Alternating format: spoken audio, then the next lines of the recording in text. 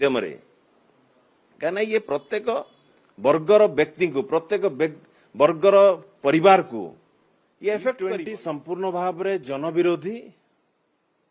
ଆଜି E20 ନୀତି ସାଧାରଣ ଲୋକଙ୍କର ଚିନ୍ତା ବଢେଇ ଦେଇଛି। ଆଜି ସାଧାରଣ ବ୍ୟକ୍ତିଟି ଯେ ଜୀବନ କାଳ ଭିତରେ ପଇସାଟି ସଞ୍ଚୟ କରି ଗାଡ଼ି ଗୋटे କିଣିଥାନ୍ତି, ଯାନ ଗୋଟେ ରଖିଥାନ୍ତି, ଆଜି ତାଙ୍କ ନିଦ ହଜି ଯାଇଛି। ଏହା ଏଥିପାଇଁ ଜନବିରୋଧୀ। ନୀତି ପ୍ରଚଳନ ପୂର୍ବରୁ ସାଧାରଣ ଲୋକଙ୍କର ମତ ସମସ୍ତ ଯାନ ଯେଉଁମାନଙ୍କ ପାଖରେ ରହିଛି ତାଙ୍କର ମତକୁ ନେବାର ଆବଶ୍ୟକତା ଥିଲା। ତାର ମେଣ୍ଟେନେନ୍ସ କଷ୍ଟ, ତାର ମାଇଲେଜ, ତାର କିଭଳି ଭାବରେ ପୁରୁଣା ଗାଡ଼ି ମାଲିକ ଯାନ ଯାହାର ଅଛି ତାଙ୍କର ଭବିଷ୍ୟତକୁ ବି ନେଇକି ସରକାର ପର୍ଯ୍ୟାପ୍ତ ଆଲୋଚନା କରିବାର ଆବଶ୍ୟକତା ଥିଲା। ଇଏ ଗୋଟେ ସମ୍ପୂର୍ଣ୍ଣ ଭାବରେ ସ୍କାମ୍। ଏଥିପାଇଁ ଇଥାନଲ ମ୍ୟାନୁଫ୍ୟାକ୍ଚରର ମାନଙ୍କର କିଭଳି ଭାବରେ ସିଧାସଳଖ ଜଣାପଡୁଛି କଣ ଆବଶ୍ୟକତା ଥିଲା। ଆମେ ବି କହୁଛୁ ପରିବେଶ ନିହାତି ଆମର ଆବଶ୍ୟକତା ରହିଛି। ପରିବେଶ ସୁରକ୍ଷା ପ୍ରତ୍ୟେକ ଜନସାଧାରଣଙ୍କର ଦାୟିତ୍ୱ ରହିଛି। କିନ୍ତୁ ପରିବେଶ ସୁରକ୍ଷା ଆଳରେ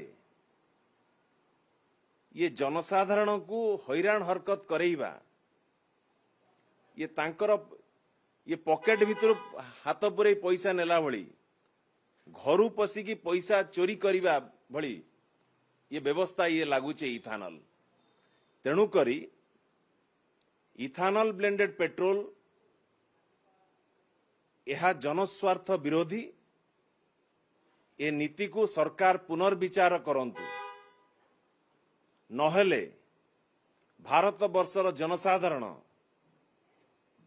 ଯୋଉ ଚିତ୍ର ଦେଖିଥିଲେ ଯନ୍ତର ମନ୍ତରରେ, ଜେନ୍ଜି ଯେମିତି ପଦାକୁ ଆସିଲେଣି, ଜେନ୍ଜି ଯେଭଳି ଭାବରେ ସ୍ୱର ଉତ୍ତୋଳନ କଲେଣି, ଇଏ ଅନ୍ୟାୟ, ଇଏ ଅବ୍ୟବସ୍ଥା, ଇଏ ଯୋଉ ଗୋଟେ ଚାପ ସୃଷ୍ଟି କରାଯାଉଛି ସରକାର ବର୍ତ୍ତମାନ ଇଥାନଲ ମାଧ୍ୟମରେ, କାହିଁକିନା ଇଏ ପ୍ରତ୍ୟେକ ବର୍ଗର ବ୍ୟକ୍ତିଙ୍କୁ ପ୍ରତ୍ୟେକ ବର୍ଗର ପରିବାରକୁ ଇଏ ଏଫେକ୍ଟ କରିବ ଇଥାନଲ।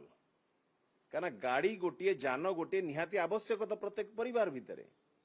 ଆଜି ଯେତେବେଳେ ପ୍ରତ୍ୟେକ ପରିବାର ଗୋଟେ ବଜେଟରେ ପ୍ରତ୍ୟେକ ମାସ ତାଙ୍କ ଚଳନି ରହିଛି, ଇଏ ବର୍ତ୍ତମାନ ସରକାର କୌଣସି ଏଙ୍ଗେଲକୁ ନ ଯାଇକି ଏଭଳି ଭାବରେ ଯୋଉ କାର୍ଯ୍ୟକ୍ରମକୁ ଏ ନୀତିକୁ ଆଣିଛନ୍ତି, ଆକୁ ସମ୍ପୂର୍ଣ୍ଣ ଭାବରେ ଇଏ ଜନସ୍ୱାର୍ଥ ବିରୋଧୀ, ଜନବିରୋଧୀ। ଏ ନୀତିକୁ ପୁନର୍ବିଚାର କରାଯାଉ। ଧନ୍ୟବାଦ। ଇଏ ଆଜିର ସରକାର ଯୋଉ ଦେଖୁଛନ୍ତି, ଇଏ ସରକାର ଆଜିକା ଦିନରେ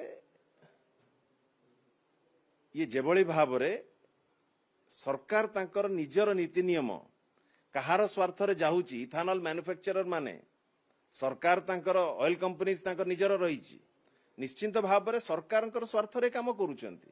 ସରକାରରୁ ବେନିଫିଟ ପାଉଥିବା କିଛି ହାତ ଗଣତି କିଛି ବ୍ୟକ୍ତି ବିଶେଷ ଏଥିରେ ସ୍ୱାର୍ଥ ଲାଭବାନ ହଉଛନ୍ତି, ହାତ ଗଣତି କିଛି ଲୋକ ଲାଭବାନ ହଉଛନ୍ତି।